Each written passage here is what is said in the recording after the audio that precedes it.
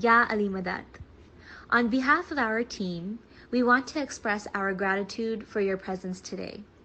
It is Tuesday, October 13th, 2020 at 8 p.m. Pacific Time.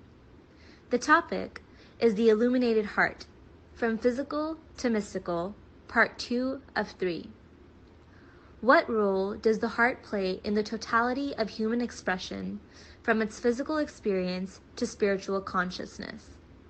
In this three-part series, we will explore multiple dimensions, including the language of the heart and its transformation from the outer to the inner heart, leading to mystical ecstasy. We hope you enjoy. Today's Ginan will be Soloko Moto, and they will be the verses 1 and 209, recited by Shama from Los Angeles, California. Satgur kahire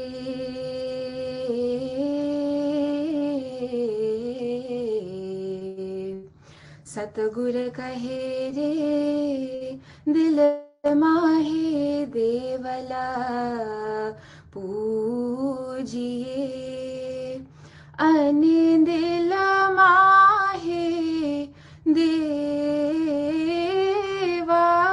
duara dil mahe saya आपवासी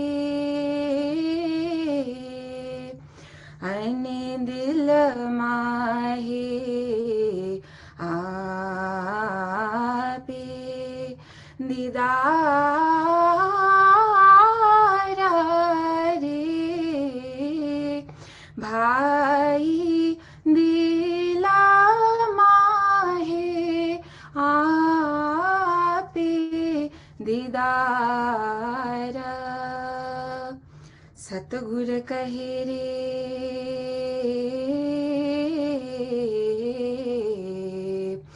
सतगुर कहे रे अमारा वचन जे मानसे ते छे अमारे गले का हारा तेने गले का हार करी राखसू तिसमो मन के सुख का अंत न पारा रे भाई सुख का अंत न पारा.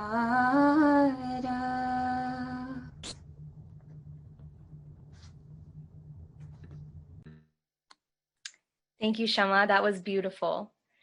At this time, it is my joy and honor to welcome Dr. HASSAM to begin the lecture.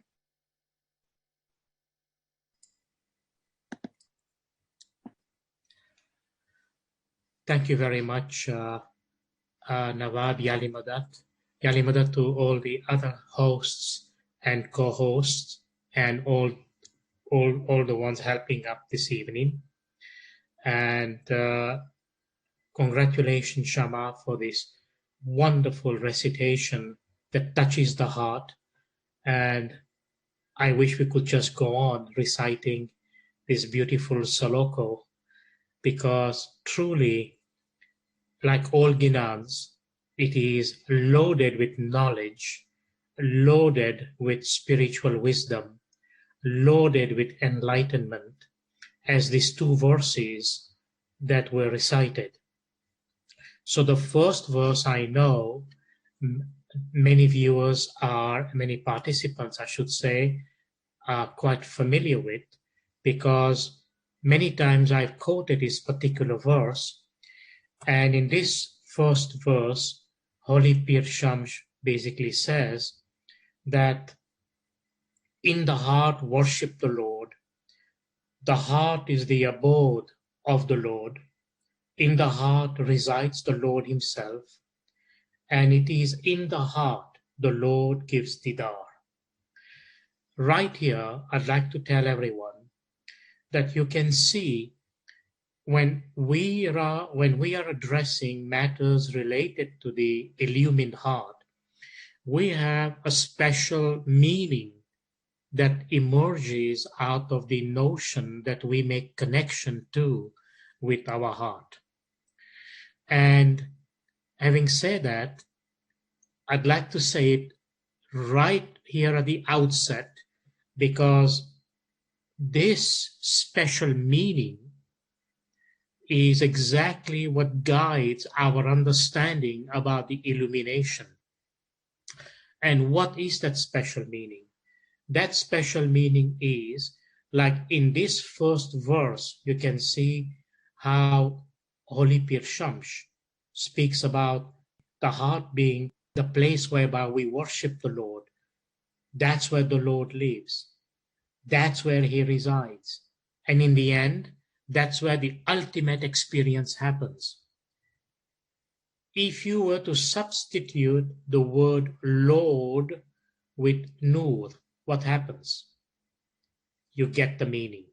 That's exactly what I mean. And that is our special meaning. And I hope you can identify that within yourself. You understand that within yourself.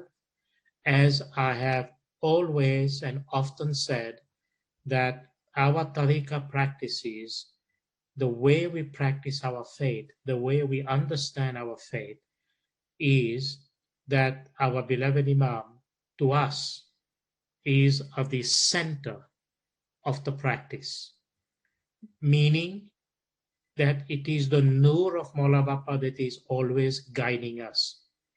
Just as the heart is at the center of our being, in the same way, the Nur of Maula Bapa is at the center of creation, just like the center of the circle that controls the whole circle. In the same way, right here, at the center of our being, there exists the presence of our Imam for the faithful and for the murids. So this is absolutely key and absolutely significant for what we are going to cover today. Secondly, the second verse that Shama recited has to do with Farman Bardari. And yesterday, I think I spoke something about it. And this particular verse clearly identifies that the Divine Lord, Maula, wears the necklace. Necklace of what? Made of what?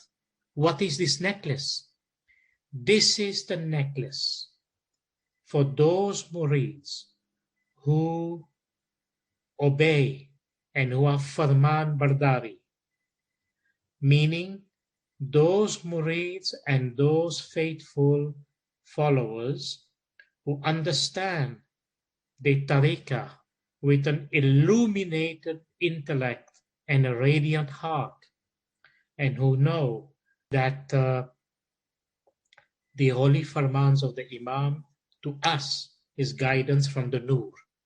And those who obey the farmans, and those who follow the farmans, and those who are in the path of the farmans, and those who have made their objective in life that not one single moment of their existence is not guided by the farman, meaning the true followers understand, the ones who truly recognize this message, they always say to themselves, is this what my Imam would wish?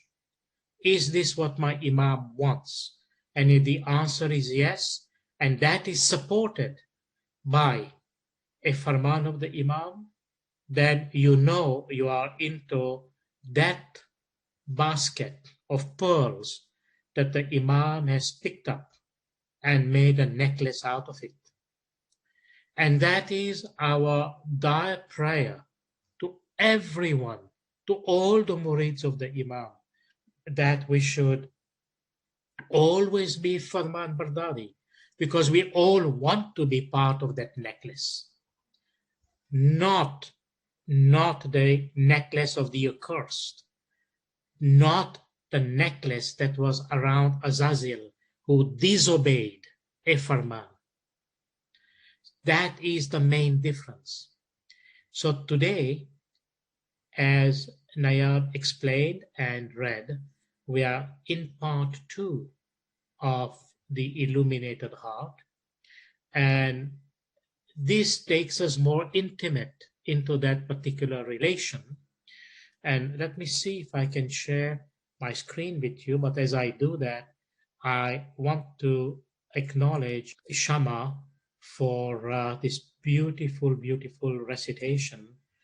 And if I'm not mistaken, I think I have also heard her recitation in the Gnan Guru site, which I have in one shape or form mentioned in the past, and where I have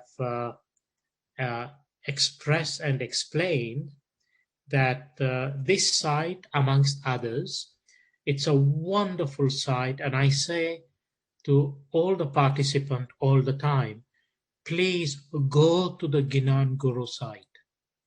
And there are amazing Gnan recited by all ages and Qasidas, and learn the meaning, understand the meaning. And those meanings is so significant that it will give you the power that you need in the heart. So I'll continue with this link, but I want to merge what I've just said with these few points. In my first lecture last week, I spoke about the metaphysical and operative understanding at the level of the heart. And I mentioned very specifically that what can be said about the heart that we are speaking about. So to begin with, the heart is the center of the human microcosm or the human existence. And I need to shed some extra light here. When we speak about the human microcosm, we are actually saying that the whole universe is encompassed into the human heart and or within the human being. But this is the center of our being. And since the heart is the center of this human microcosm, obviously you don't have to travel to the macrocosm, meaning to the universe outside, to discover what's out there. And this is actually the center point of that relationship. So the heart is the center of the human physical body. And I think I have shown you those pictures before. And then the heart is the center of the vital energies. And I may have more to say about it today as we kind of move along into part 2 of this lecture. And the heart is the center of our emotion, and the heart is the center of our soul. But more specifically, the heart, metaphysically speaking, meaning from a spiritual point of view, is the meeting place between the human and the celestial realm. In other words, it is the meeting point between our terrestrial, our physical, worldly existence and the spiritual realm that is beyond the physical, but that is connected to our heart. That's why we say, if you look at this proposition, that the human and the celestial realms come together as a meeting point in the heart, that's exactly where the spirit means the soul, the Atma, the Ruh resides. Is it not amazing that physically the heart seems so small, yet this is the most mysterious center. And it is in this center all the magic happens according to our Ginans and according to many other spiritual traditions who recognizes the same reality, but in a different way, in a different level. Our way and our level is the link that we have in our tariqah, in the teachings that our holy peers and the holy imam gives us. And this is here where I want to add my additional observation to say that if it is in the heart, all this magic takes place. And if it is where the spirit resides, and obviously, I'm sure you will agree with me logically, rationally, that if, as Holy Pir Shams says, that it is in the heart that the Lord resides. It is in the heart that it is his abode. It is in the heart that you worship him. Now think about this point. And then it is in the heart you will have the divine vision. If that is the case, doesn't that make sense? Then the heart itself is the place where that illumination is? Evidently, yes. And saying that means, what does that mean? It means that when we are praying, when we are saying our early morning prayers, when we are reciting qasidas, ginans, when we are reading farmans, when we are connecting with the practices of our faith, the connection is this heart, where Mawla is present. Where Mawla is present. It's not a connection just of what the mind is going through and all the monkey play of the mind. No, take that recognition inside your heart. Make the connection inside your heart. And when you make that connection inside your heart, remember, the heart, as I've elaborated just before this slide, that it is the center of our emotions, and the heart is the center of our soul. And if it is the center of our emotion, then I would like you to understand that the emotions that comes into play when we are praying, when we are engaged into the connection that I'm speaking about, then you will have a better link, a better experience of the practices that we are centered upon. Now, to move forward, look at this saying of the Holy Prophet Muhammad sallallahu alaihi wasallam. The Holy Prophet said, "The heart is the throne, al-arsh, of God, the all-merciful, al-Rahman. It is the throne that encompasses the whole universe." Are you seeing the connection? What is the Holy Prophet saying? The same thing all our Imams have taught us in our tariqah. The heart is the throne of God. And I will explain that in a second in slightly greater detail. It is the throne of the all-merciful. Think about this word. It's the throne of God. It is the throne of Allah. That's why we call it Arsh al-Azim, the supreme, the great throne. But it is the throne of the all-merciful. What does that mean? What is this particular aspect of what the Prophet is saying here? Because remember, the Holy Prophet says that God said that to him. It is the throne of the all-merciful. This is exactly where the whole idea of mercy, compassion, love, and all the other attributes that are when we say Bismillahir Rahmanir Rahim, in the name of Allah, who is the most beneficent, the all merciful. We say Mawla is the all beneficent and the all merciful.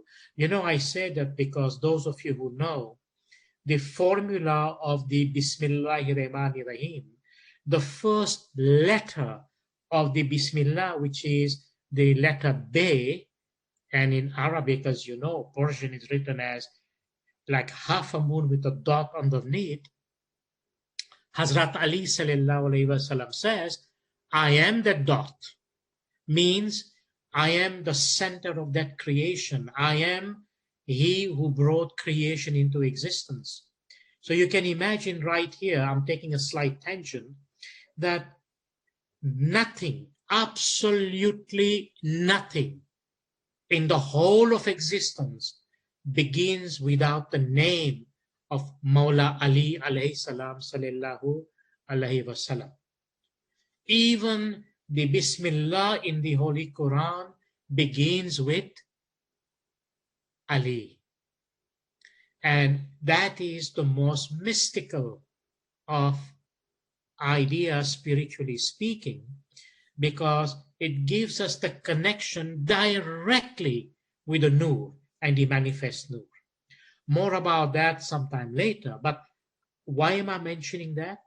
Because this beginning of the Bismillah connected with Al-Rahman Al-Rahim, the all beneficent and the most merciful, is a characteristic. If you like, it is a quality of the heart. And you can think and you can see and you can experience that when we are speaking about the heart, we have all kinds of expression in human language. You know, when people say, oh, do you have a heart? Be merciful, be compassionate, be one who expresses love and affection. All of that is related to the heart. And you might say, well, where all these things come from? It's coming from the heart. But who in the heart produces this quality of compassion? And you can see the Holy Prophet says, the heart is the throne of God, meaning Mola Bapa himself is sitting in the heart of his spiritual children. This is what this sentence means. The heart is the throne of God. Mola Bapa himself is sitting in our heart. It is the throne of the merciful. It is from the presence that we have in our heart of Mola Bapa himself that creates this whole quality of mercy. And that's why of all the qualities human beings have and should have, is this divine gift to recognize that your heart is supposed to be merciful. Because if your heart is anything other than mercy, it's going to be something very difficult to deal with, and you are going to have major challenges to deal with. And in part 3 of my presentation, I'm going to bring that practical issue up. So, it is also the throne that encompasses the whole universe.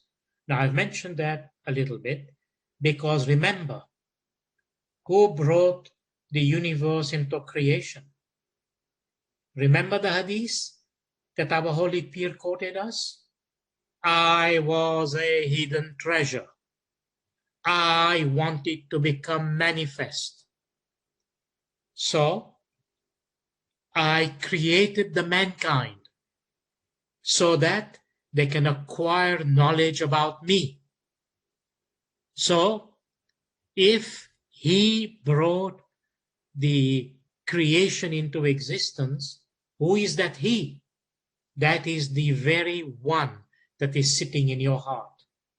So if he brought creation into existence, obviously then it encompasses the whole creation, the whole universe, which is right here in the heart, because that is where Mawla is. I hope you're able to make this connection. This is how we make this connection and hopefully never lose that connection. And then the Holy Prophet Muhammad ﷺ says that God said to him, "My heaven containeth me not, nor my earth, but the heart of my faithful servants doth contain me." The heart of the mu'min is the place where Allah says to the Holy Prophet that the whole heaven cannot contain him, but the heart of the faithful can contain him. So I hope I have emphasized this area strong enough. So I'm going to stop sharing my screen and coming back to your main screen so I can continue explaining the parts that I wanted to for this part 2. So I've laid the ground and I've kind of recapitulated a bit what I said in part 1. And remember the few of the points that I've said in part 1 of my lecture, that there are 130 references in the Quran. And at the same time, the word qalb, what it means, that's the Arabic word for qalb, or in Persian, we say dil, and there are other words. And remember, the heart and the pictures I've showed you, it's suspended, upside down. And that is what one of the root meaning of the word qalb actually means. Now, if you think about it being suspended upside down, and the point that's pointing upwards means towards heaven, it's not simply by physiological design. It is by divine design that the human being supposed to recognize that his heart is not the traditional one with a point downwards, but it is the one that is up with the point upwards as it is in the human body. And that's a reminder to every human being that we are upward bound towards heaven, not downward. Not downward like all other creatures. Do you see, the human being is the only creature that stands upright. All of the creatures and species on earth, they are into either 2 or 4 of their limbs and more. And if you take the plant kingdom, for example, it's the opposite of the human being, plants and trees. The head is buried in the ground and the feet are up. But the human being is, the head points right up, which means it is the connection of the intellect and the heart, which I will be speaking about it in a moment. We are heaven bound. Only our feet is earth bound. But it is in the heart that heaven and earth come together. Heaven and earth come together at the center of our being. And I've explained to you last time, we always identify ourselves by touching that center. We say, oh, this is me, I am here. We put our hand there right on our heart. Now, this notion of the throne, that the heart of the mu'min, the heart of the faithful, is the throne of God, is fundamental of importance in so many ways. Remember, Mawla Murtaza Ali sallallahu alayhi wasallam, in the Battle of Camel, he says, and also in his magisterial Khutbatul Bayan, he says, I am the Lord of the great throne. I am the Lord of Arsh al-Azim. So think about this. This is not just the throne that is expressed as being part of the cosmos, metaphysically speaking, but it is also that very throne, microcosmically speaking, that is the connection, and that is the place, the center of the spirit, where the spirit resides, that is also the throne of the creator, or that of the imam. So in our tariqah we are taught that having a pure, loving and clean heart which contains no malice and enmity to anyone.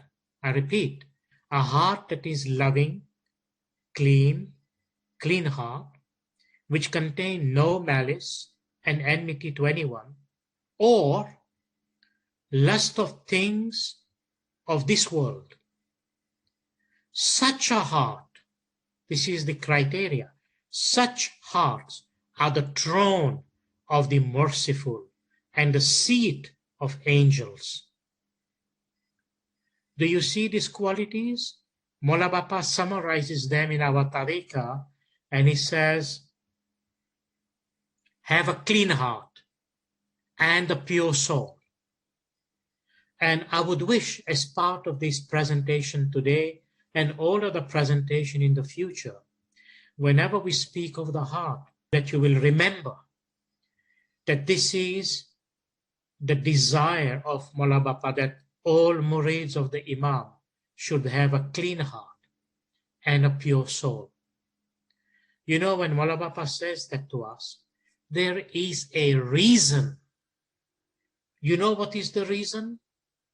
Because he wants to be into this heart. He wants to be in the heart of his spiritual children. But I am asking you a question. How do you expect Mola's presence to be in the heart? God forbid if that heart is full of lust of this world. And I'm speaking in the negative sense of the term. Being in this world, that is not being lustful. That's a good thing. I'll explain in a second. We are here after all. But a heart which has no malice, and particularly no enmity to anyone. Do you know these are the things Mola Bapa does not like? You may not necessarily have a positive connection with all the people around you or with everyone. But remember one thing. In our tariqah, the notion of brotherhood and sisterhood is a criteria, is a condition for the happiness that the Lord expresses himself. How many times have you heard when Mola Bapa says unity in the Jamaat? What do you think that means? It means exactly that. Don't have any animosity or any enmity against anyone. Don't have any envy to anyone. You know the word hasad. Imam Sultan Muhammad Shah sallallahu alayhi wasallam used to use it all the time. And I'm going to give you an example in a minute. But first, I really want this point from a practical point of view. And you know, be brave and be courageous. If you want Mola Bapa in your heart, then you'll have to be brave and courageous and follow what Mola says. If, God forbid, you had an issue with somebody, what did Mola Bapa say? Forgive and forget. Look, you can decide to do that if you want. But if you have your own dimensions of understanding and your own reason, which is your own egotistic reason, forgive me for saying that, but that's the fact, of not doing it, then you have that liberty and you have that free will to continue riding on somebody else's misery. Okay? So if you want somebody else's misery to ride on your shoulder, and you want that monkey to jump on your shoulder and cause that misery to you, then fair enough. Carry it, feel the burden, feel the hostility, feel the negative energy, and most unfortunately, you will have a challenging life in your mood, in your temperament, in your practice of the faith, and everything else. Because those pollutions are very dangerous for the soul. And in such condition, there cannot be any divine presence. Look, I am not the one saying that. Do not say that it is Dr. H who's kind of made this. I am not.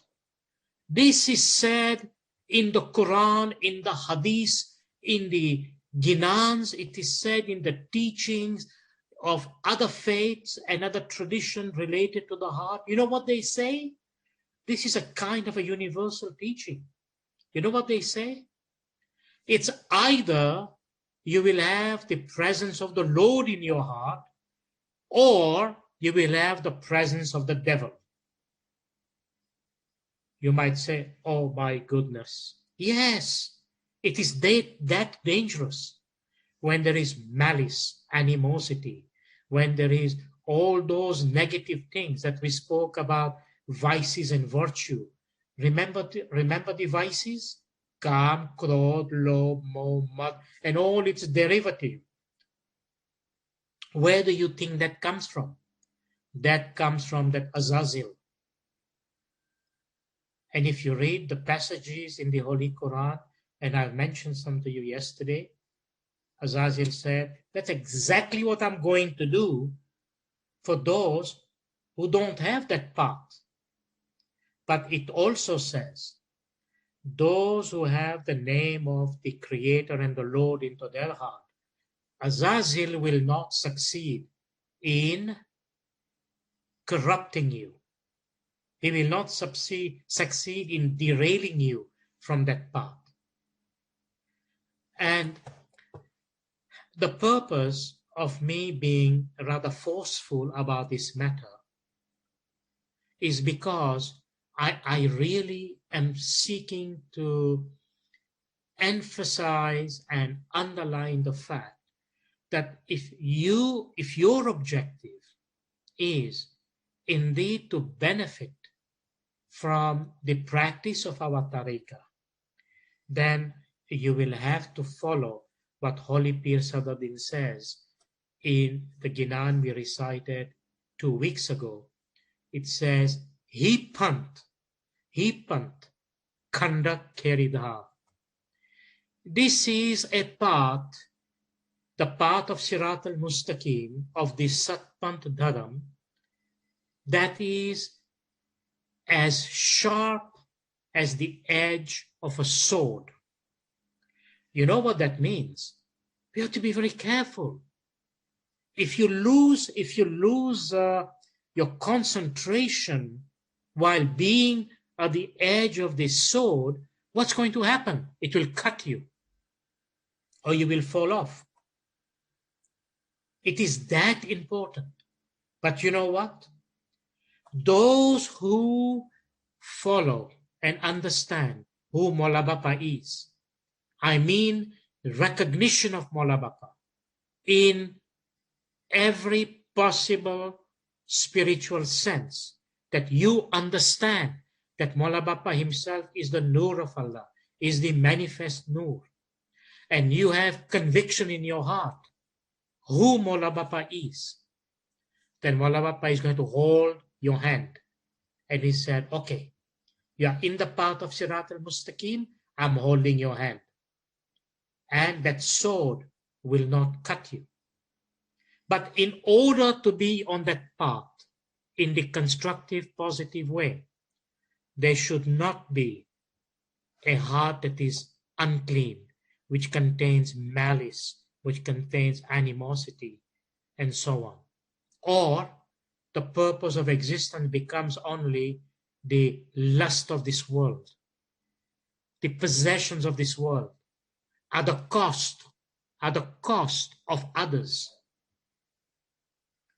And you know, our peers have said in the Ginan, this is a world full of treachery, full of cheaters, full of dishonest people, full of people who, for the sake of a buck, they are ready to sink you and even kill you. And it's there. It's there. You can see it in front of you. So this takes us back to the notion that is the heart the seat of compassion, the seat of mercy, the throne of God, where the Nur exists, and so on. Is it? Is it? Let's not just speak about the heart from a philosophical point of view. Make it practical. Make it real, whereby when you go to sleep, your heart speaks to you and says to you, you know what? Today you did this, today you didn't do this, today this was good, this was bad, this was ugly. You know, your heart tells you. But this ego of yours comes in the way, and I'll explain just in a second, then you are in major trouble. So the hearts, such hearts, meaning the hearts of those who are pure, who are loving, who are clean, which contains no malice and animosity, no enmity to anyone, or the lust for the things of this world, such hearts, our holy peers and Imam says, are the throne of the merciful and the seat of angels. So where are all these farishtas, these malaik? Where are they? We always seek to be looking here and there. No. It begins right here on your shoulder. Nakir and Munkar, they are right here. Those are the two angels. The scribe, the one who writes everything. And where are the other angels? You see, this explanation by the holy Pir and the holy Imams tell us that such hearts are the throne of the merciful and the seat of angels. So let me explain that to you for a moment, okay? Because I really want to, as I say, I'm driving this point bit by bit, but you have to make this connection. Do you remember what the Holy Quran says?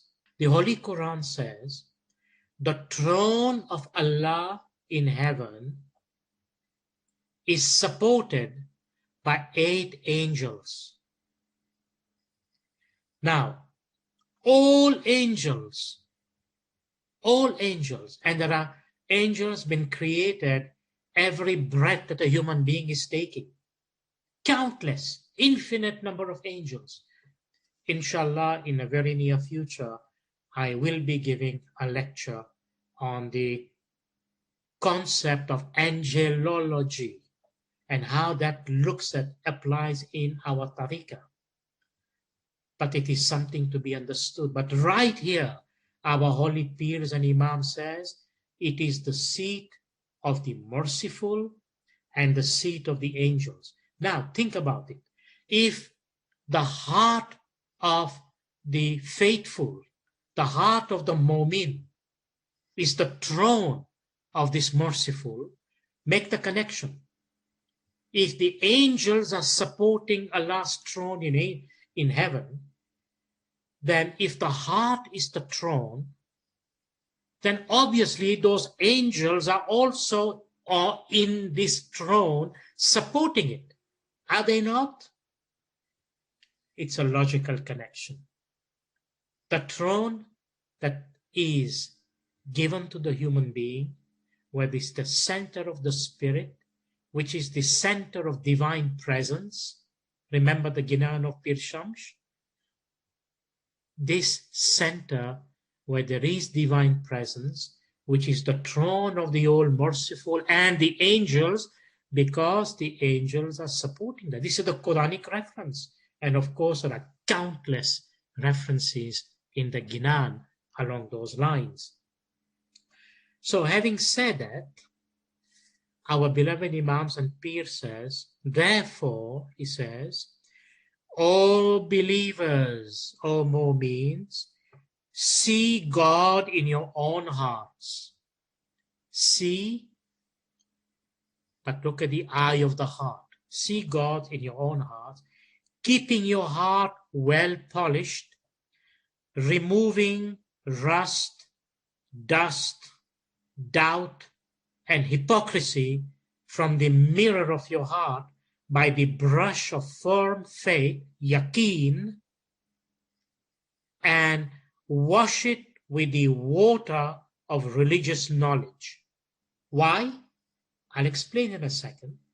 So, our beloved Imams and Peers teaches us, so that you may see God in that mirror of your hearts.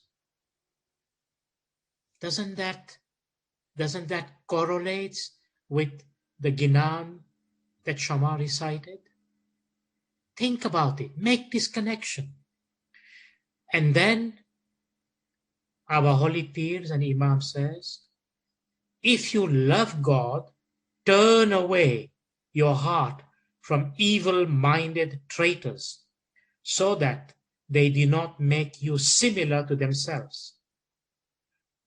And our beloved Imam confirms, God has turned his face from traitors who do not recognize the truth and have lost touch with the Imam of the time. Are you able to make this connection? Are you able to exercise your ability, your understanding, what this means? With Mawla's blessing and mercy, let me explain to you a little more about how all of these come together. So I will just pick up from where I left, and having said that such hearts are the throne of the merciful and the seat of angels, therefore, what happens? All believers, see God in your own hearts. So how will you see? I said the eye of the heart. Keeping your hearts well polished, removing rust, dust, doubt, and hypocrisy from the mirror of your hearts. By what?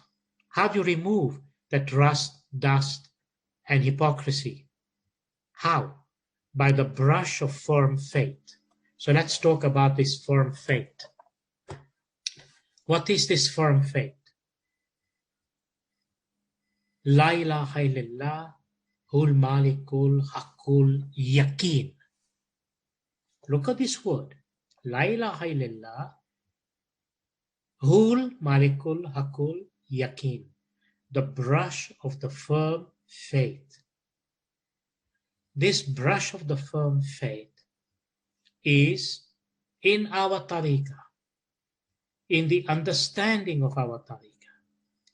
It is absolute, total, complete, without doubt, faith in Mola Bapa himself.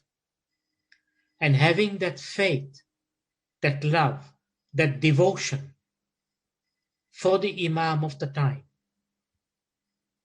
in the basis where the human intellect connects with the human heart, and in that connection, you are able to express and you are able to live and practice your faith with conviction that there is no other reality.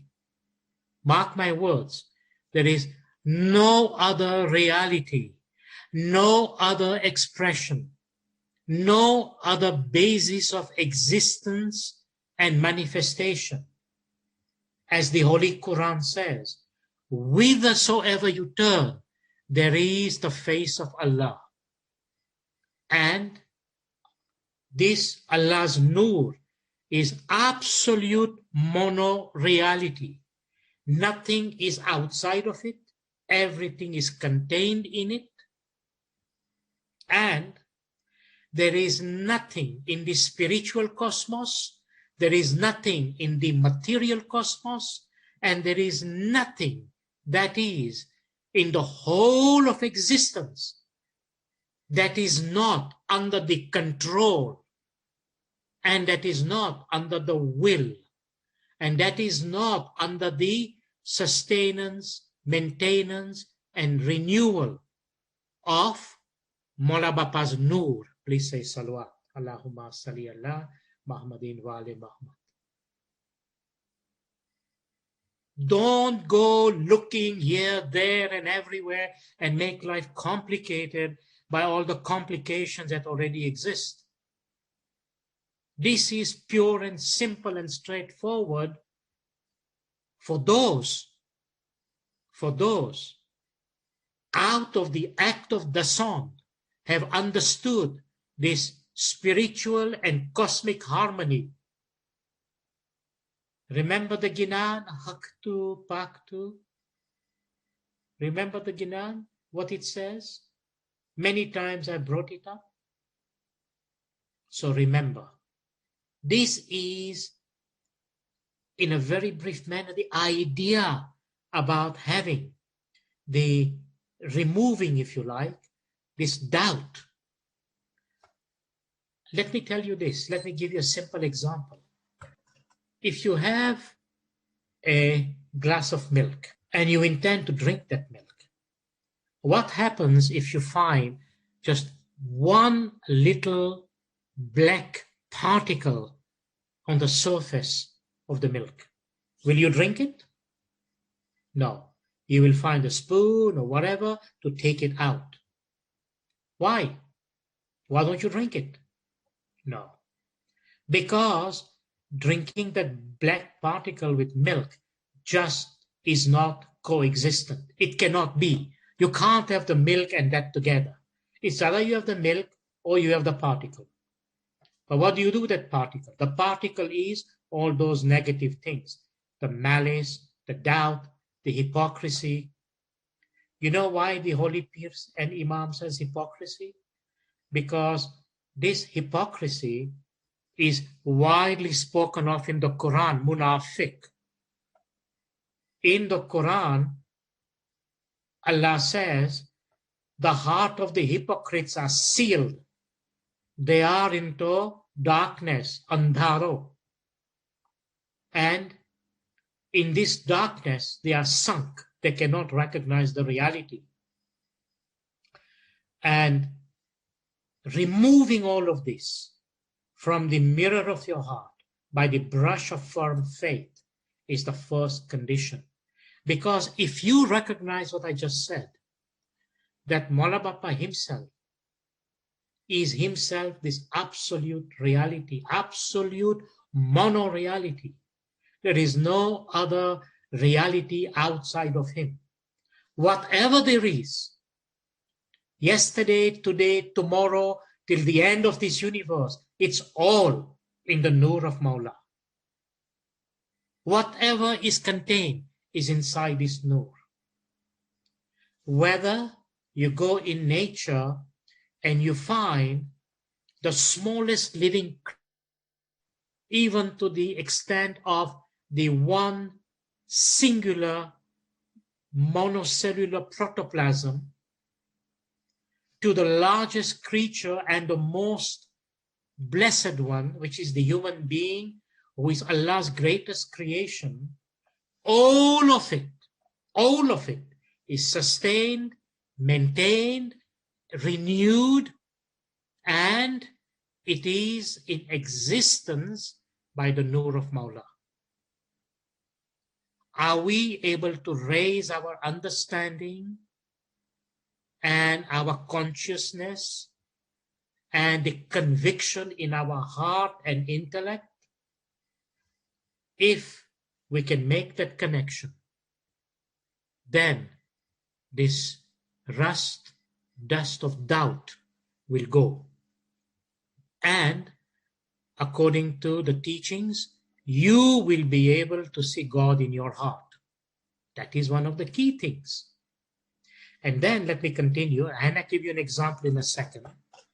And it says, and wash away,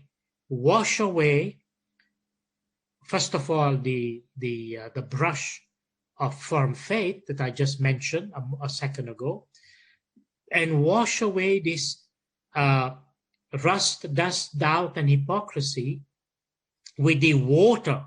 Look at this expression. This is a very nice expression. The water of religious knowledge, so you may see God in that mirror of your hearts. Now, what is the water of religious knowledge? This is ilme hakiki. This is the knowledge of hakikat and marifat. But where does it come from? You will not find the knowledge of hakikat and marifat anywhere else on this earth other than where Imam, where Mawla is. Let me repeat it. You want marifat? You want hakikat? Then look for Mawla. He is the center of all that is in marifat and in hakikat. You will not find it anywhere else. Only Nur contains this hakikat and this marifat. As a result of that, what happens? This hakikat and this marifat, which is part of the Nur, the holy Imams have ordered the holy Peers who are the knowledge of the hakikat and marifat.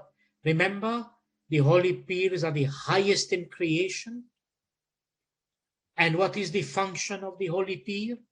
To give the marifat and hakikat of the Imam, to give recognition of the Imam.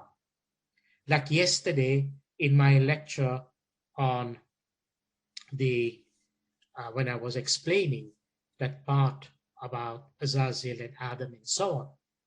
So in that lecture, I quoted this Ginan, Allah ek HASSAM sabuka. Do you see how the Peers make the connection so that the believers don't get lost? It's the Ginan says, Allah ek HASSAM sabuka. Allah is the owner of this whole creation, spiritual and material. But the holy Peers gives the identification. Ale Ali Islam Sharaja, Allah yehi Imam. Kaita Pir Sadaddin, Pir Hassan Kabiruddin, sallallahu alayhi wasallam. Two peers come together to say, indeed, we testify. You know why? Because the peer says, we have experienced it. Don't go looking here and there. Don't get deluded by people's delusion. You know, earlier on, when I was quoting some of the explanation, and it says that, well, it is right here. It said, you know, God has turned his face from the traitors who do not recognize the truth. Which truth? And have lost touch with the Imam of the time. This truth that is mentioned in this Ginan, Allah Kasam Sabuka. Of course, there are hundreds of Ginan, hundreds that gives the same hakikat. And in greater detail also. In fact, if those details were to be brought forward, and I'm talking about this hakikat, how the Peer explains the Holy Imam, it is going to take you to cloud 9. I hope you understand my expression. So, the notion of the throne, the heart being the throne of Allah Almighty, is to recognize Allah yehi Imam. Now, you know, people who decide out of their own misguided illusion and delusion to hide this truth are the very people mentioned here in this explanation given by the Imam and the Peers that God has turned his face away from these traitors. Why? Why are they called traitors? Please, I beg you, please, don't take it in the wrong way. Understand this. Why are they called traitors?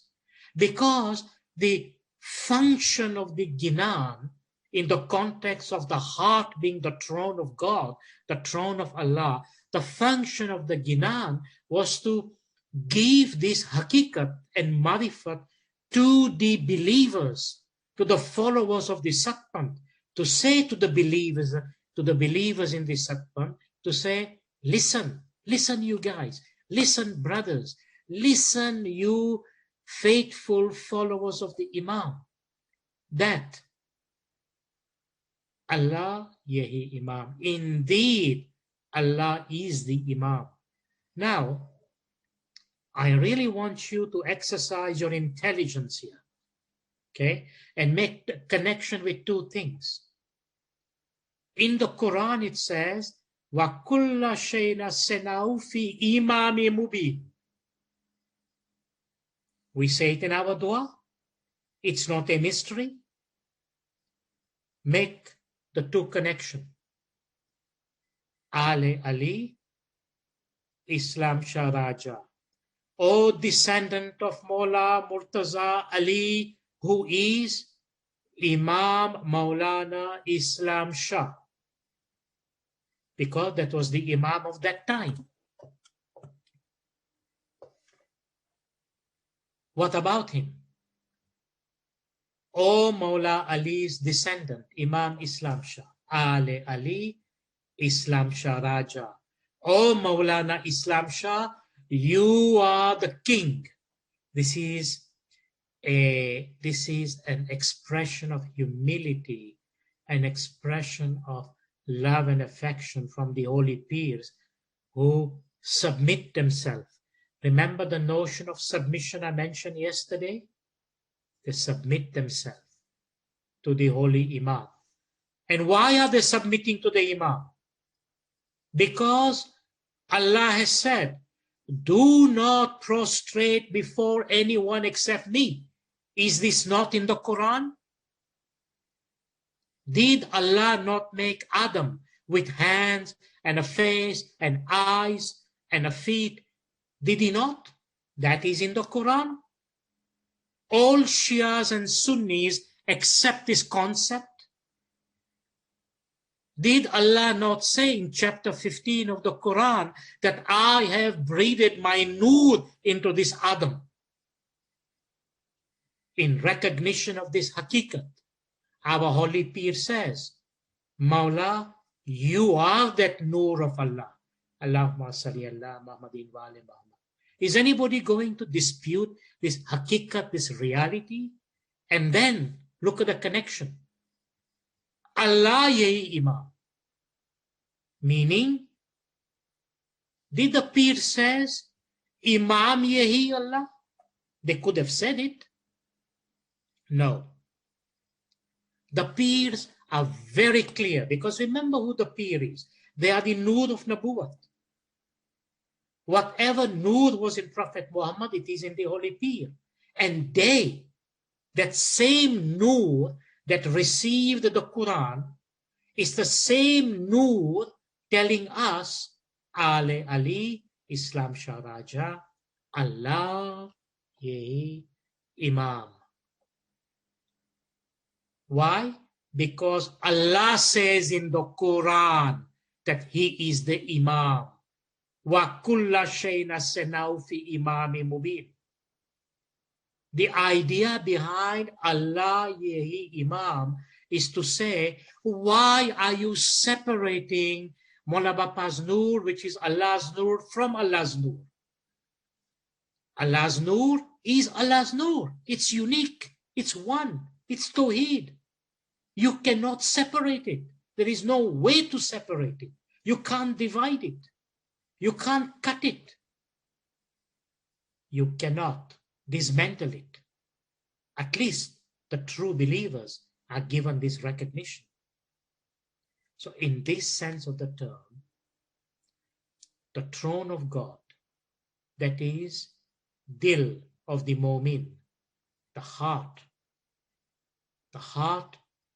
where the Mu'min considers it to be the center of his being and the center or where the Atma, the Ruh exists, which is the center of manifestation of this light, is evident by virtue of understanding this knowledge. And that is, as this explanation goes, it says, those who have lost touch with the Imam of the time are truly the ones who have been misguided. Now, please remember one thing. In sharing with you this information and understanding, this is not intended to create a debate and make people feel this or that way. No. This is the hakikat given to mu'mins. This is not an issue whereby, because the notion of hakikat is hakikat. Hakikat is hakikat. There cannot be any different lens that you use to look at it. There is only but that what is hakikat. And I'm speaking about purely from a spiritual point of view, from a metaphysical point of view. This is not a debate that you can go and say, now wait a minute. You know, when Allah says, وَكُلَّ شَيْءٍ سَنَوْا فِي إِمَامٍ مُبِينٍ, we have vested the power, the authority, the knowledge of everything into the manifest Imam. Is this a debate? Well, if you believe in the revelation of the Quran, as we should, then the Quran testifies that. And the Quran testifies that Nur was in that Adam who came in this manifestation. I repeat once again, do not confuse this Adam with Adam the first man and Adam the prophet 7, 8, 9,000 years ago. There are many hadiths of the Prophet and Mawla Murtazali alayhi salam. They say there were thousands of Adams before that Adam. So we have to understand, you know, that which Adam is the Quran referring to. I said to you, there are 6 chapters in the Quran that makes references to these Adams, but they're all fragmentary, they're fragments. The whole story isn't there. But we have the whole stories in the Ginans. That is why I said to you, in no uncertain term, and as our holy peers and Imam are teaching us here, don't have doubt. Remove the rust, dust, pollution, and all these uncertainties that exist. This is what Iman means. You can't have Iman one day and no Iman the other day. Have faith in Mawla and make that faith part of the light of your heart. That is the purpose of speaking about the throne of God. What purpose would it serve otherwise? Now let me give you an example. As I said, you know, during the time of Imam Sultan Muhammad Shah alayhi salam,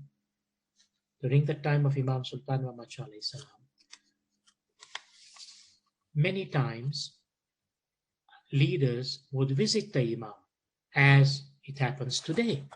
Mawla Bapa blesses them with a visit, and in particular, in those days, during the time of the Imam, there was one very prominent leader. His name was Count Abdullah HASSAM Ganji. Very prominent leader, very, very much loved by the Imam. And it was a daily practice at that time that at a certain time, the leader of the Jamaat would show up with the Imam and they would discuss matters related to the Jamaat, finding solution. He would receive guidance from the Holy Imam and so forth. One day, Maulana Sultan Muhammad Shah alayhi salam was busy in his office where he would receive the leader. So when Count Abdullah Hashim Gamji came to meet with the Imam, as he would normally do, he sat in the waiting room and he saw in the waiting room something absolutely amazing that sort of blew his mind apart. What did he see? He saw there was a dog playing with a cat, and there was a cat playing with a parrot, and they would mingle and play with each other and roar to one another. And he was like, oh my goodness me, this is not believable. This is not possible. The name of the dog that Imam Sultan Muhammad Shah sallallahu alaihi wasallam had was Mazbut. The name of the cat was Shirin. If there is any Shirin Ba in our presentation, no direct connection. But that was a name Mola Bapa gave to the cat, Shirin. And the name of the parrot was Mitu. So Mazbut was playing with Shirin, and Shirin was playing with Mitu, and they were rolling and this and that. Now, you know, by nature, we say cats and dogs. You know what that means? I think everyone can relate to that. It's an expression we have in English, right? It's, oh, they were fighting like cats and dogs. Why do people come up with that expression? Because this cat and these dogs are enemy of each other by nature. They have this animosity. And do you think a cat will leave a bird alive? It's the nature of the cat to jump on the bird and basically get its feathers out, so to speak. But these three animals, Mazbut, Shirin, and Mitu, they were mingling and playing and pleasantly being together. Now that time came, the secretary called the count. He went into the lounge to meet the holy Imam. And Mola Bapa saw the air of amazement and surprise on his face. And what happened? When he sat down, Mola Bapa asked him, Count, you seem so dazzled. What is it? He said, Khudawand, I have never seen something like this. The dog playing with the cat and the cat playing with the bird, and they all mingle with each other. And here, Mola Bapa told the Count, he says, Count, let me tell you one thing. Do you see these animals? They are the natural enemy of each other by nature. They're the natural enemy of each other. But you know what, Count? Having become my friends. So Imam had his three pets. Imam say, by being my friends, these animals lost their animosity and their hostility and their desire and envy with one another. The Count was completely surprised. And then look what our beloved Imam said. Mola Bapa said to the Count, he said, wherever you go in the Jamaat, because he would travel to different Jamaat, he was that leader whom the Imam had entrusted the work of the Jamaat. Wherever he would travel, Mola Bapa said to him, give this example to the Jamaat and tell them that the Imam said, these animals who have natural animosity and all its derivative between them and among them, they lost it by being my friends.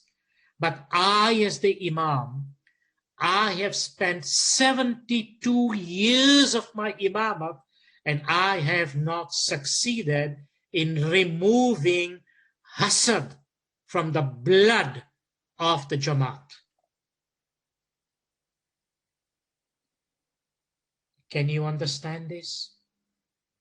This hasad, this envy, this animosity, this ninda, this, all these things that Imam says to throw away, not to have a black heart. Imam say, have a clean heart and a pure soul. Imam is giving example to the Jamaat and say, look, as your Imam, I've told you to stay away from this Kam, Krodh, Lobh, Moh, and Mad as the Peers are speaking.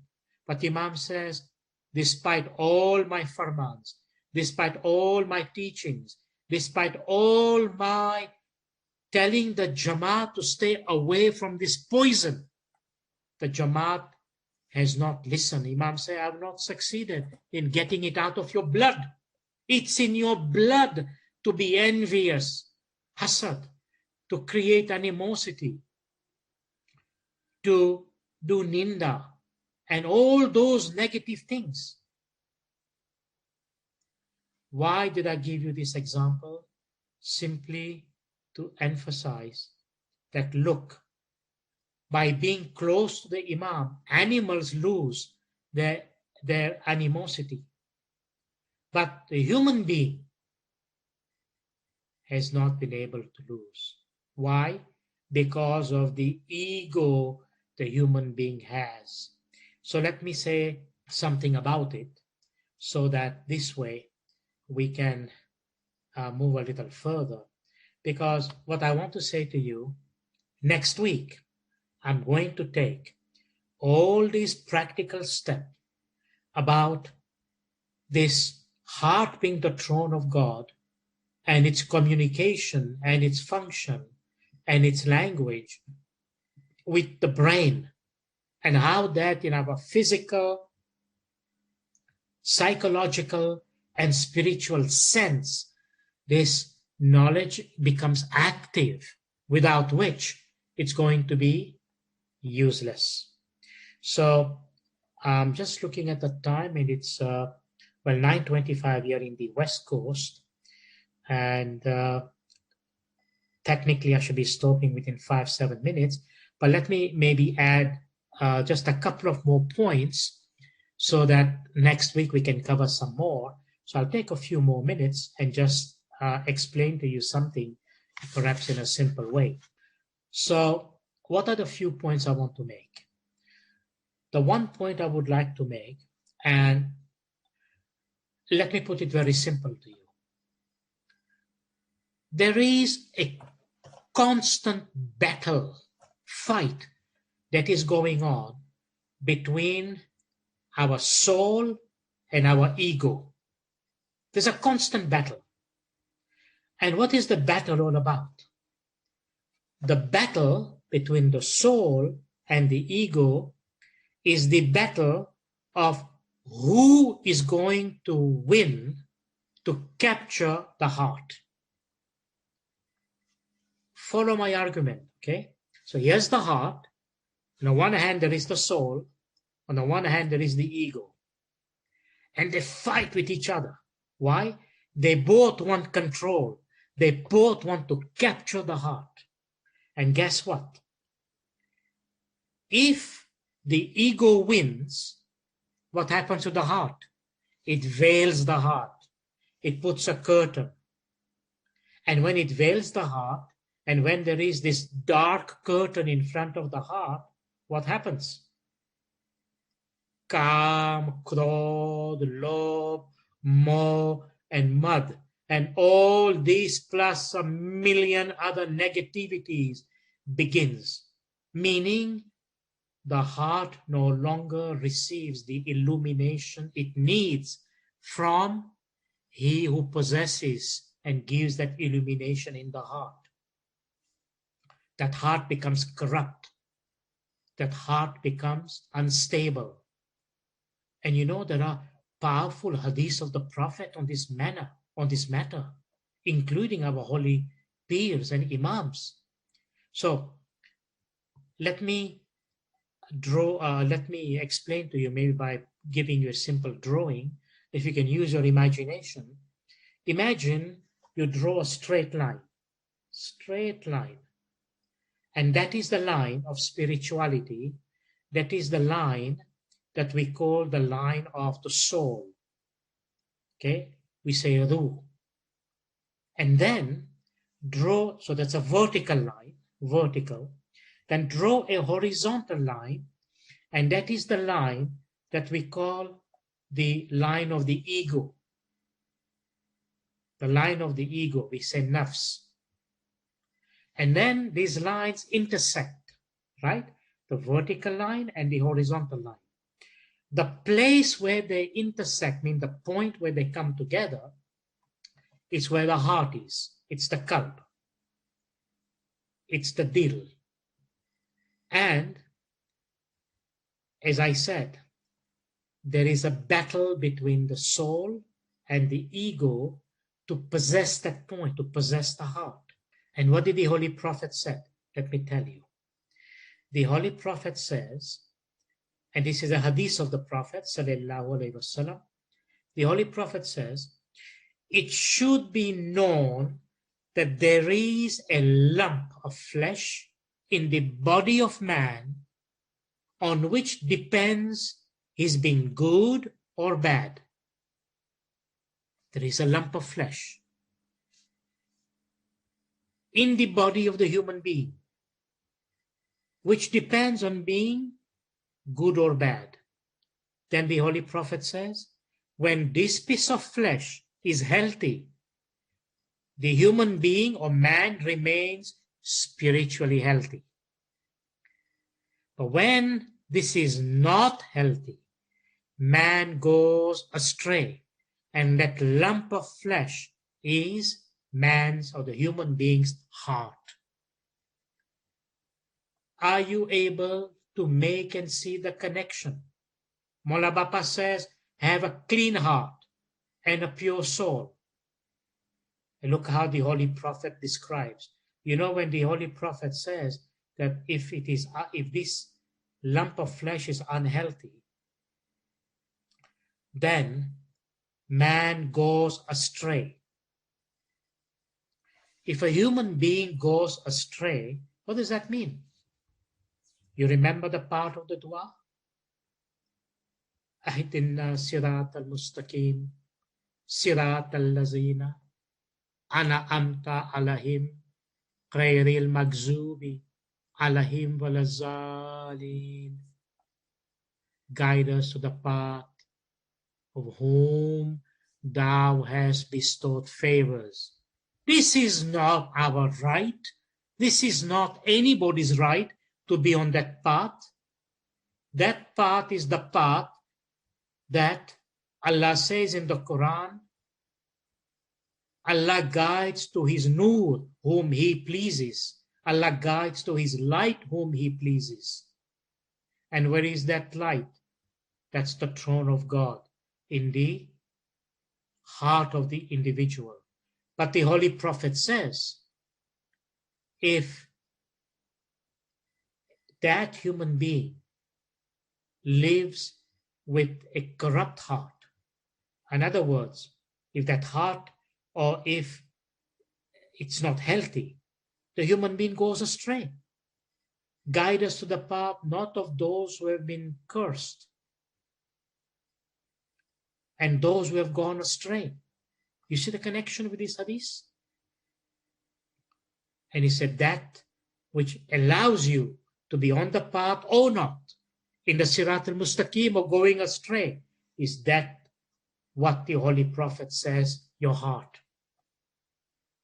This is why when the Prophet says healthy or unhealthy, healthy means you have the recognition of Maula Ali, Maula Bapa himself in your heart. Then you're in the path of Sirat al-Mustaqim. And if Maula Bapa is not there, then you are into that dimension of your existence where the heart is not healthy and the human being goes astray because the heart is corrupt. Now here, let me tell you something very important.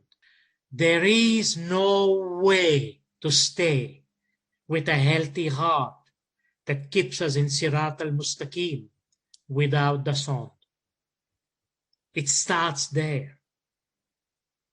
And I've given you a lot of explanation in the past. But this is the key part, the key point. Now, move a little further, just in the interest of time. The heart that we have been speaking about, this throne of Mawla Murtaza Ali, the throne of the Noor of Allah, the heart is the abode, it's the home, is the house of divine light. Obviously, I hope you can make that conclusion now. And divine knowledge means hakikat and marifat can be attained through its activity.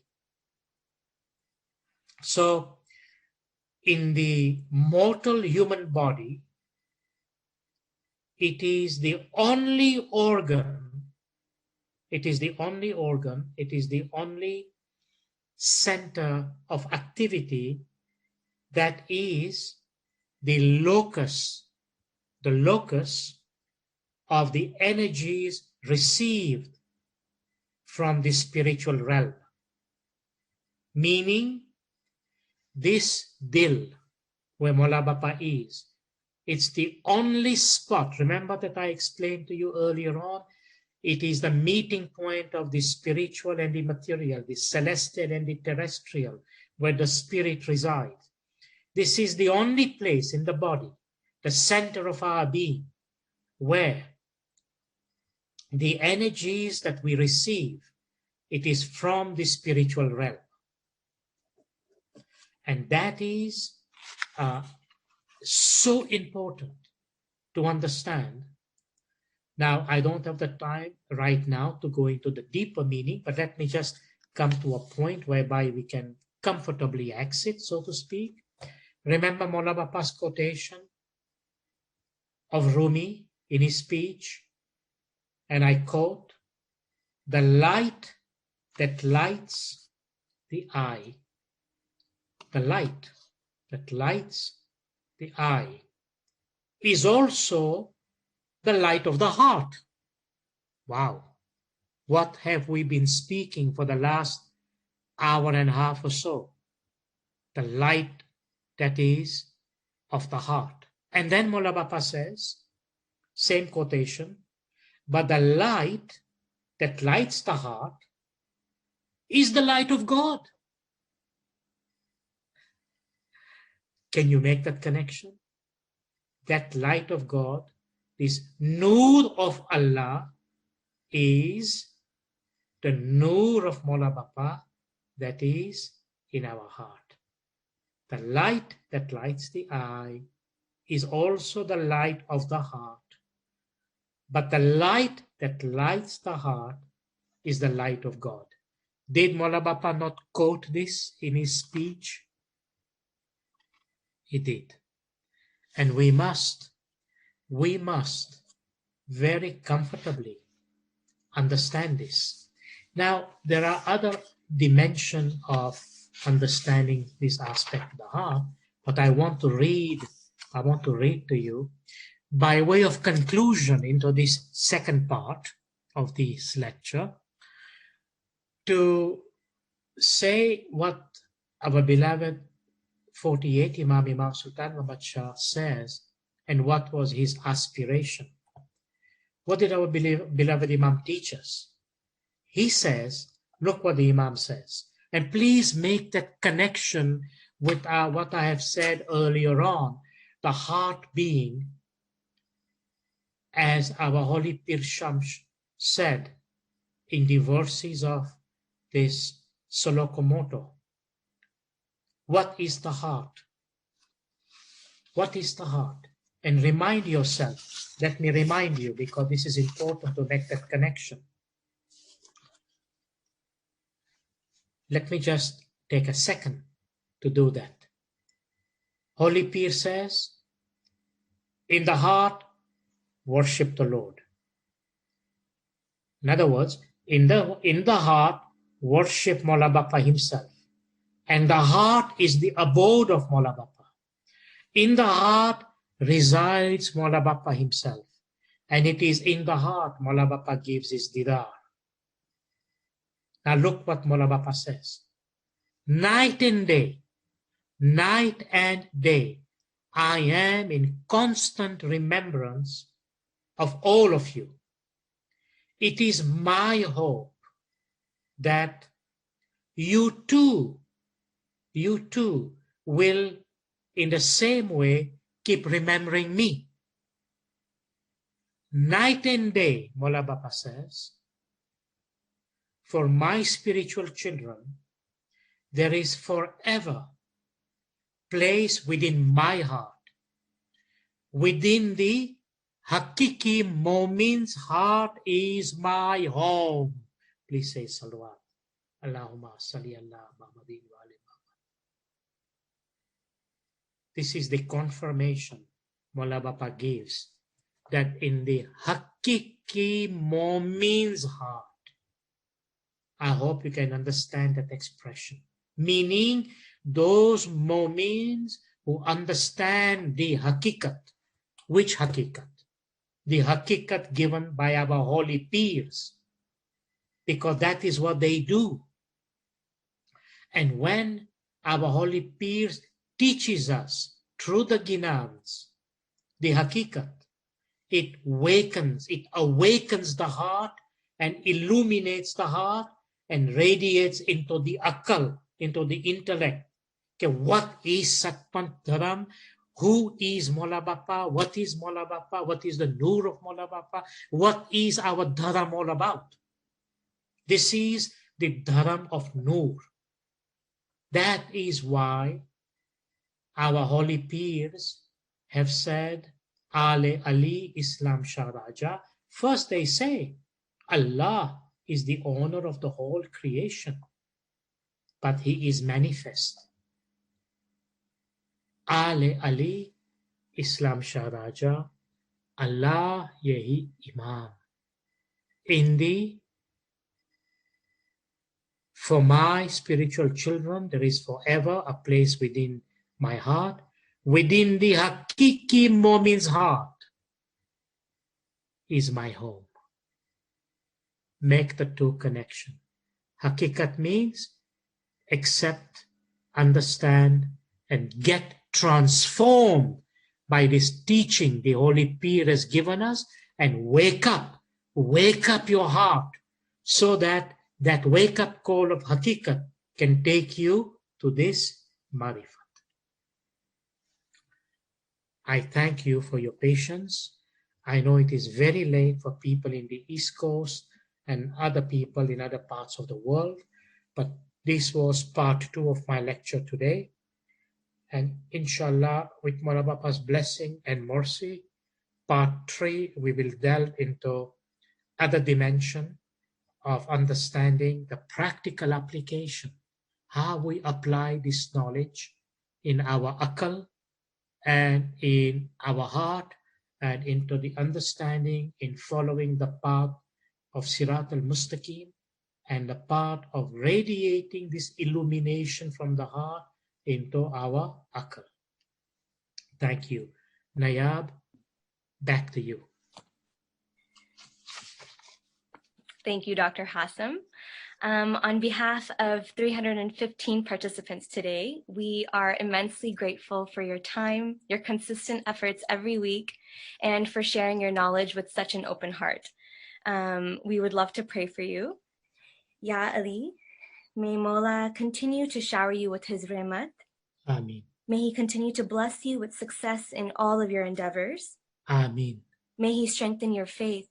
Ameen. May Mola continue to shine his light bright in your heart. Ameen. And may he always be with you. Ameen. Ameen. Ameen. Ameen. We would request if you can offer some prayers, and then everyone who would like to stay may stay for the session after. May Maula Bapa's hand be upon all of you to guide you, to protect you, to keep you safe.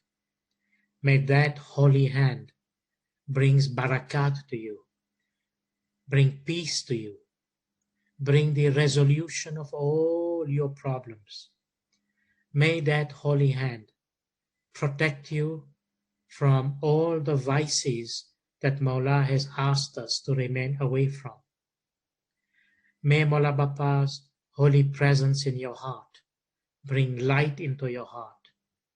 May Maula Bapa's holy presence in your heart bring illumination in your heart. May that illumination brings illumination in your intellect to remain in the path of Sirat al-Mustaqim. And may being in Sirat al-Mustaqim brings salvation and paradise to you. May your soul, your body be illuminated and be protected. May Maula Bapa accept all your prayers, all your ibadat, all your bangi, all your tasbihs. Whenever you remember Maula Bapa, remember it is Maula Bapa remembering you.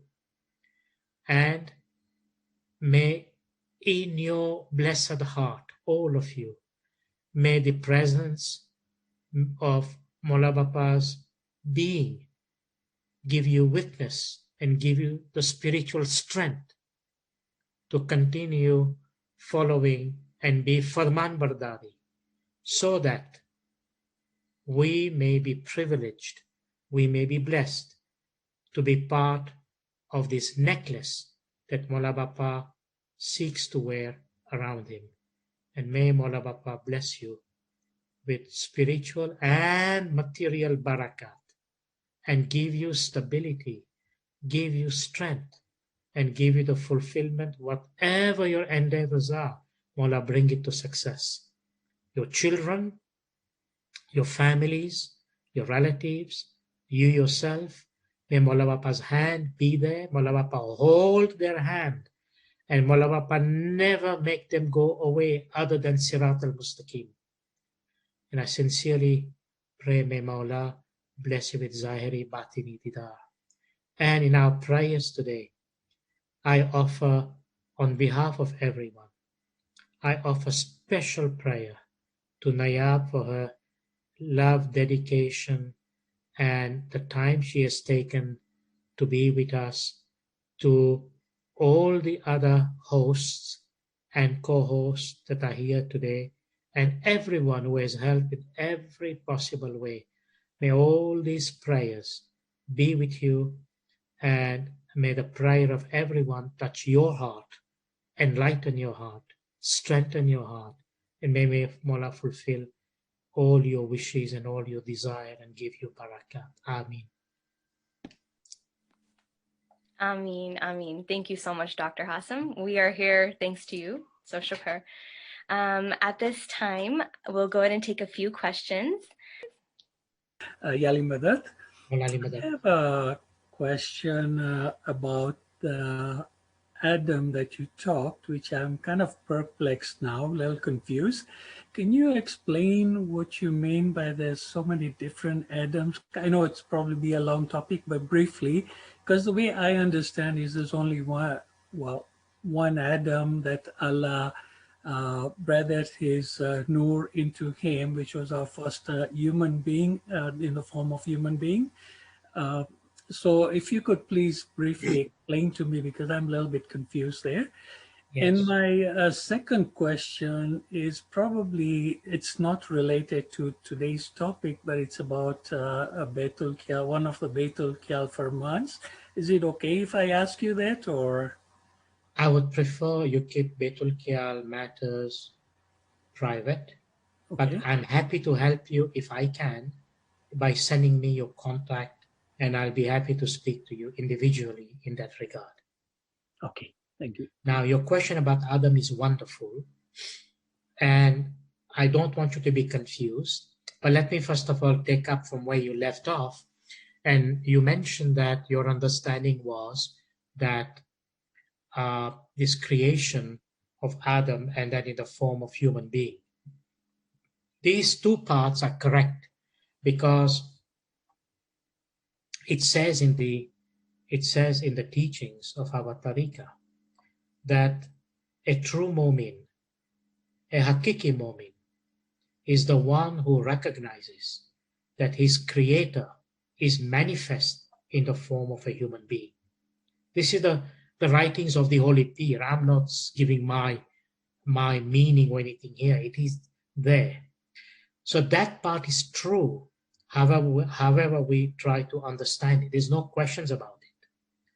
Meaning, the Nur became manifest in the form of a human being. And that is what, of course, the Imam is. No questions about it.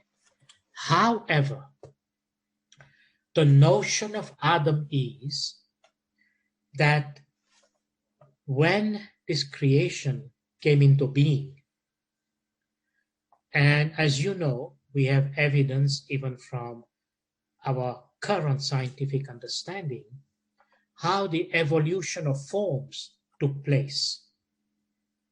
And Imam Sultan Muhammad Shah sallallahu alaihi wasallam, in explaining something about the manifestation of the Nur, he said, when there was nothing in existence, try to understand this first, when there was nothing, absolutely nothing in existence, except fish in these oceans of life, then Mawla confirms and says, Allah's Nur was manifest in the form of that fish. Now, what does that mean?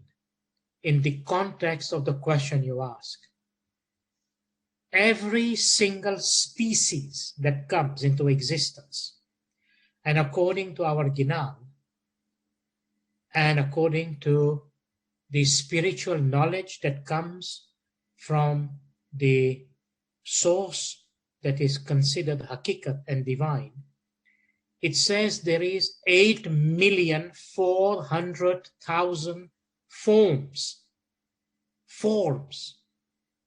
Means Allah created each one of these forms in its own, including the form of the human being at the end, which Mola Bapa says is Allah's highest creation. But highest compared to what? These are the forms that came before. Each form, the beginning of each form, and I remember, just to give you clarification, if you look at the fish, for example, is there only one type of fish? No. There are hundreds, if not thousands of species of fish. And throughout time, we can deduct and we can see how within the kingdom of the fish, how there was natural selection and how there was survival of the fittest, and the laws of evolution within that species existed, and how one fish survived another because of these different laws of nature. I'm not going into the details, and I'd love to, and I will, inshallah, with Mawla's grace and mercy, I will one day come up with a presentation that shows all this connection, inshallah. And what happens? In the kingdom of the fishes, if you like, there's all these evolutions and developments. But the first of every fish is called Adam. It's a symbolic name. The first of every fish is called Adam. And when the fish kingdom, so to speak, came to its culmination, not end, not destruction, I'm saying from a spiritual point of view, when the soul was ready to move into the next level of the kingdom, which was another species, not of the fish, altogether another species, then the Nur manifested into that first of the species, and that was called Adam of that species. Now, in that manner, In every species that existed, there was an Adam. Therefore, we may deduce that when one person went to Mawla Ali alayhi salam and said, Lord Mawla, who was before Adam? And Mawla Ali replied, Adam. And who was before that Adam? He said, Adam. Anyway, cut a long story short, and Mawla said, there were 50,000 Adams before that Adam. Not literally to mean the number 50,000, but to mean there were innumerable Adam. And you know, I'll give you one of the references.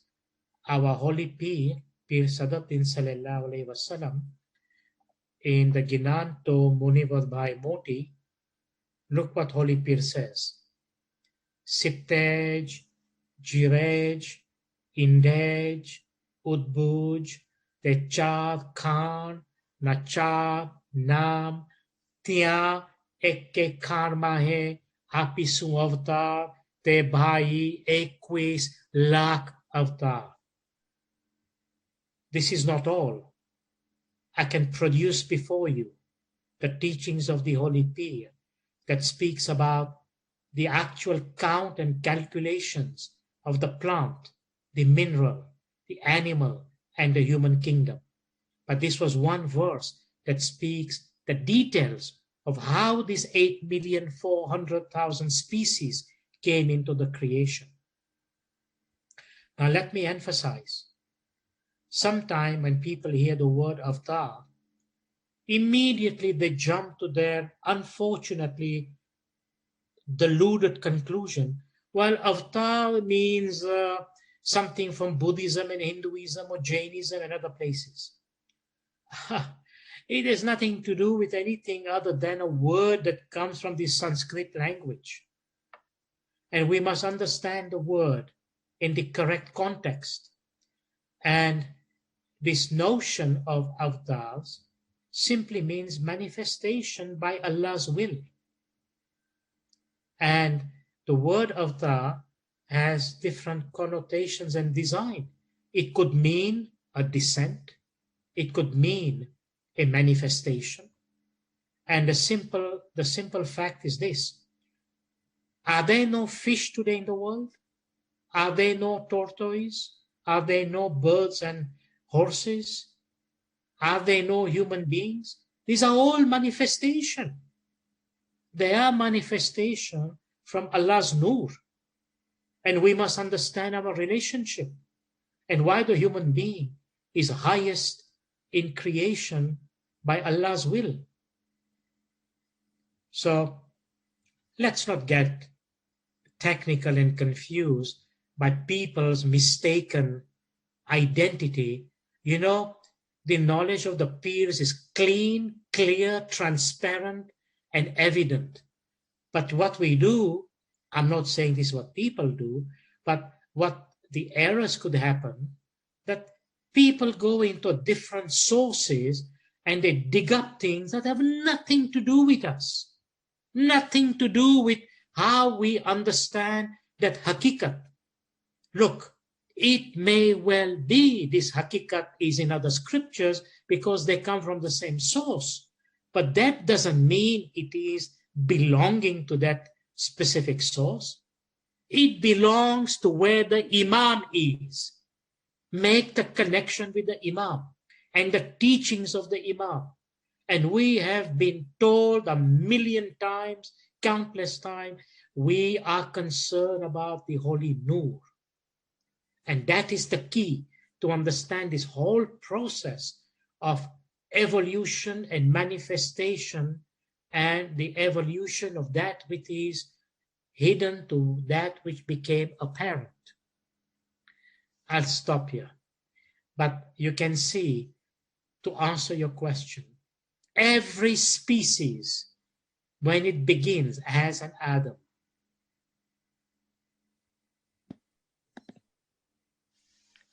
Wonderfully answered. I'm going to go ahead and call upon Anar Kareem now. You may go ahead and unmute yourself. Thank you. Dr. Hashem, I was going to ask you a question, but before then, with the last comment that you were making, I just want to say a big, big thank you. It's the first time that I've heard anything that alludes to the fact that every species in the creation, in the evolution, had a so-called first, which was referred to as Adam in a symbolic way. This gives me the opportunity to be able to discuss with my adult children, and I like to interact with youth about, are we in conflict with the Darwinian theory of evolution? This I remember being a point of contention since they were 11 or 12. And today, for the very, very first time, I feel like I could attempt to handle this topic, which was absolutely phenomenally put by you today. So thank you so much for that. You're very welcome. And then you mentioned the example of Dr. Count Gangji and how Sultan Muhammad Shah said, that was such a profound comment, if only we could all get it. But my question to you is, was it really spread out at all by him to the Jamaati leaders and through other Jamaats? Because I'm a senior, I've never heard it before. So I don't know. You know, but that was an amazing example. I mean, that was like a story that, hey, I'm not even a parrot or a cat. Can't I do better than that? You know? So I loved that. The question I had written to Nayab, however, was to do with, was there ever a time in the Imamate's history where they were actually openly being able to talk about their connection to being divine? Because there was a Count Paru of Mombasa in Kenya, in the 30s maybe, who asked Imam Sultan Muhammad Shah about his divinity, and he was never able to get an answer. And I remember when my father was alive, he had shown me the letters that Paru had written to Sultan Muhammad Shah, etc. So was there a time where we were not quite so cagey about Imam's Nur and his divinity and his connection, which we are very quiet about now, but was there ever an open time? There never was a time when this truth and this hakikat was not made evident to the hakikati momins, and not by people, by virtue of the teachings. And let me give you maybe a point of connections. Look at, for example, during the lifetime of Hazrat Ali himself, sallallahu alaihi wasallam, as the first Imam. There are so many references. It is just amazing to see that even in an environment like that, that this truth about the Nur of Mawla Murtaza Ali being its manifestation, and the very fact that in our dua we have a historical reference to that point, begins there. There never was a time. This truth, this hakikat, has always been in the hearts of the Mu'min.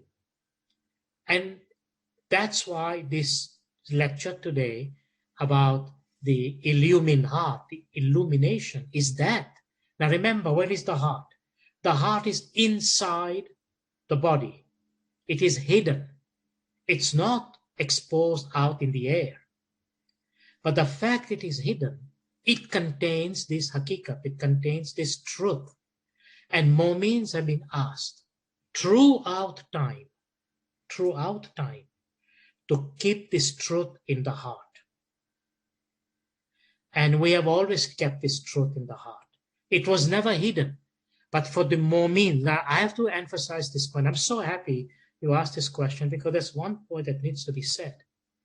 This is not an information, if you like, or this is not an aspect of the faith that is intended to be out there for the purpose of other people to basically know or not know. No. No one has been given the authority by the Imam to render this thing public or in basically take it away there. This is intended for those who are part of the faith and they recognize what the hakikat is, so they can climb the rungs of marifat. It's not designed, it's not intended for the outside world in that sense of the term. That is the reason why throughout our history we've maintained that.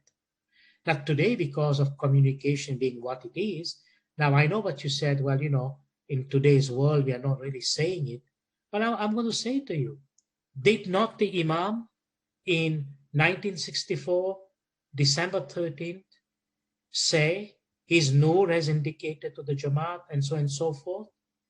He said it. Did not Imam Sultan Muhammad Shah sallallahu alayhi wasallam, when he ascended the holy throne of Imamat, when he was hardly the age of 8, 7 years, 9 months, and 16 days old, the first thing our beloved Imam at the age of 8 years says to the Jamaat, hey Jamaat, don't consider me small. I am the Nur of Mawla Murtaza Ali and Nabi Muhammad Mustafa Rasul sallallahu alayhi wasallam. The Imam says, both the Nurs are in me, and my grandmother is Hazrat Bibi Fatima Tizara Khatun Jannat. Please say salawat. Allahumma salli ala Muhammad. This is there. But for whom it is there? The Jamaat. You see how the Imam addressed a Jamaat. The outside world has nothing to do with this concept. This is a concept of our practice, and we leave it where it belongs, in the heart, where it gives life to the moments and illumination to the moments. And it is up to each moment to conduct the search. But it's not a blind search. I might say, sometimes the notion of search that has been said is like, oh, well, we can't discuss the thing. It's all buried underground. And as a result of that, take your shovel and go and start digging anywhere you want and then see if you can find it. That is not the search. The search is read what is in your faith. Learn what the Imams have taught us. See what our Da'is have taught us. Go into that part of knowledge. Now remember, we are speaking about the knowledge of our tariqah, and therefore that knowledge from within the tariqah. We are not asking people of other tariqah to tell us what we should do and where we should look. If they knew that, then they would be with us. But we are not looking there. We are looking inside our tariqah. And who will show us? No one but the Imam of the time. And when the Imam says, learn your knowledge from your own source, it doesn't mean that historically there is no research going on and we cannot look into that research and see what pertains to our faith and so on. The point I'm trying to make, nobody in this universe can define the practice and the knowledge and the meaning of the Shia Imami Ismaili Muslim Tariqah. Only the Imam can do that. Why? Because the Imam is Nur, and this is the path of Nur, and only Nur can define a Nur. And those who are blessed to be in this understanding, then they follow this path. So I say to you, there is no ambiguity, there is no cloud here, there is no hiding of anything there. It is a question of search and realization. And the search cannot be conducted blindly. This is an illuminated search. You are shown the path, and you are told to tread on the path and search the meaning so you may become realized. And if we hide this truth, it means we have cut our connection with the Imam of the time, because Mola Bapa himself is the Hakikat, he's the Marifat, and he defines it for us, so we can't hide it. The point is, this is not intended to go outside to start discussing with people who have nothing to do. You know, we are a family. Think about individual families. Do you take your inner family matters in a public park? No. What is a family matter remains in the family and is kept in the family. There may be family secrets and so on. You mentioned Count Paru. Sorry, I'm going to take a few seconds because this is very important. Count Paru was what it was in the 60s. And he was an amazing leader in his own right. And he served the Jamaat. But the issue is, if I may just tell you very shortly, this is based on evidence that is on record. Okay? And what happens, there is this lecture that Count Paru gave, not during Imam Sultan Muhammad Shah's time, during Maulana Hazar Imam's time. He gave a lecture. It's irrelevant where he did it, but he gave a lecture. But in that lecture, he created a veil, a disconnection. And he gave the meaning of the Imam in a different way that is not consistent with the Farman and not consistent with the way our peers have explained. So what happened? One individual by the name of Jamal Habib Kara, that's his name. And if you search, you may find this evidence. What he did, he acquired that lecture, and then he wrote to our beloved Imam and said to our Imam in his communication, he said, Mawla, we have always followed our faith in a manner that was explained to us by earlier Imams and the peers, and that is, as I have said earlier on in my lecture, the recognition of the Imam with the Nur and how it is. And then he says in a letter to Mawla that I'm now confused. And he used an amazing expression. He said to the Imam, he said, Khudawin, I'm like a little child. I'm confused. I've lost my way because when this lecture was given, it kind of derailed me. And now I kind of wonder, have I been believing wrong? And he was very fortunate that a message was sent to him by the Imam. I hope you understand I'm maintaining a certain level of discretion, but be clear with me that the message was sent to him in no uncertain terms. And our beloved Imam told him that he had received all the documentation and the lectures and this and that. And what was the key point? The Imam says, I advise you not to get involved into this controversy, but to continue believing as you have always done. That was the message he got. I hope you can see the sense, because people who don't understand, they create a controversy. And they don't have the knowledge to support and sustain what they say. Our tariqah is one that honors the manifestation of the Holy Nur, and that is the Imam. And that's where our reliance, our faith, our lifeline, and everything that we do from the day we were born and even in the womb of our mother till the day we die, and when we reach the hereafter, it's going to be nothing and absolutely nothing but Mola Bapa's hand upon us to guide us and take us to that eternity. Please say Salwa. This is what our tariqah is, always has been, and with Mawla's grace and mercy will always remain. We need to do our homework, gain knowledge, and not to become timid to think we are there to please other people. We have our own faith. Other people have their own faith. We don't go telling other people what they should do or not do and believe and not believe. This is an internal matter of our faith.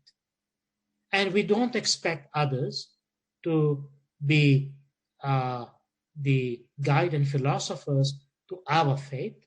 Our faith is defined by the Holy Imam and defined to us by the teachings and knowledge of our faith, and that is what makes who we are, not people from the outside. So let us not bury the truth in the excuse of this search that is blind, or bury the truth on the basis that we have to please other people. If you want your salvation, let me put it this way. Do you care about your salvation? Do you care about your illumination? Do you care about your soul and your life in this world? Do you care eventually to make sure what the Quran says, Inna lillahi wa inna ilayhi raji'un? If you care about your salvation, then care about the Imam and what the Imam says. That's it. Leave the rest to the debaters and the philosophers out there. Thank you. Thank you, Dr. Hassam. At this time, I think we will go ahead and close. Just another time, we wanted to thank the participants. Thank you, Dr. Hassam, and inshallah, we will resume again on our next session. Thank you, Nayab, and everyone else. Mola bless you all. Have a pleasant evening for those who are in that part of the world, or an early morning. I know some people in Europe are up listening to. So may you have an enlightened morning. May Mola Bapa be with you every breath of your existence. Ameen. Ameen. Thank you. Everyone.